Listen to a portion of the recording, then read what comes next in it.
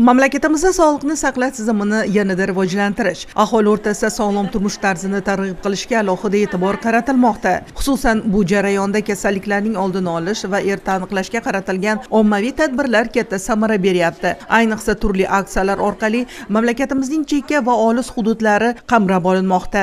Bu tibbiyotni xalqqa yanada yaqinlashtirishga xizmat qilayotganligi bilan ahamiyatlidir. Farg'ona tumanidagi Qo'rg'ontepa oilaviy shifokorlik punktida tashkil qilingan salomatlik marafonida 500 nafarga yaqin aholi skrining tekshiruvlaridan o'tkazildi.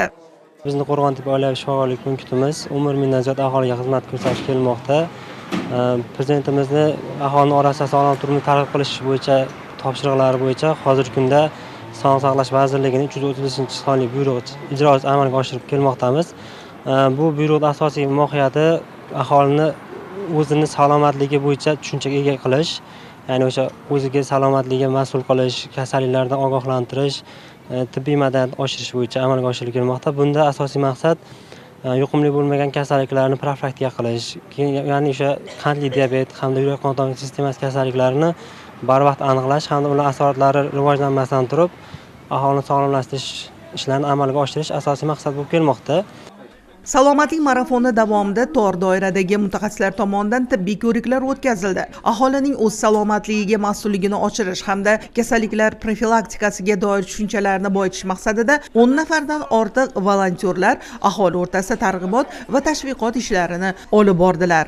Biz bu volontyorlik vazifasini, volontyorlik tashabbusimizni qilishimizdan maqsad aholiga sog'lom turmush tarzini targ'ib etish, jismoniy faollikni oshirish hamda kasallikni erta aniqlashga yondashish maqsadida tashkil etganmiz. Biz bugundan boshlab aholi ichida sog'lom turmush tarzini, jismoniy faollikni, kasallikni kasal bo'lishdan ko'ra uni oldini olishga e'tiborimizni qaratib, aholi o'rtasida shuni targ'ib qilish maqsadida jamoa tashkil qildik.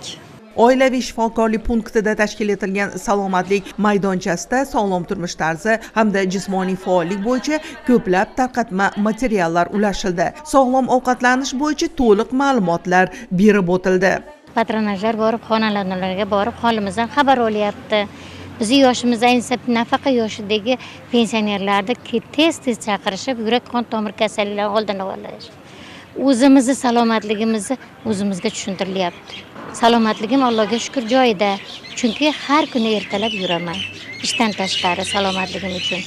Kechki ovqatlarda, quyuq ovqatlarda yemasligimiz tushunchalar berildi. Vaznda ortib ketmasligi to'g'risida tushunchalar berildi. Viloyatdan, tumandan tibbiy xodimlar kelishdi. Hammalariga qishloq ahli nomidan minnatdorchilik bildiraman. Hammamiz salomatligimiz o'zimizning qo'limizda.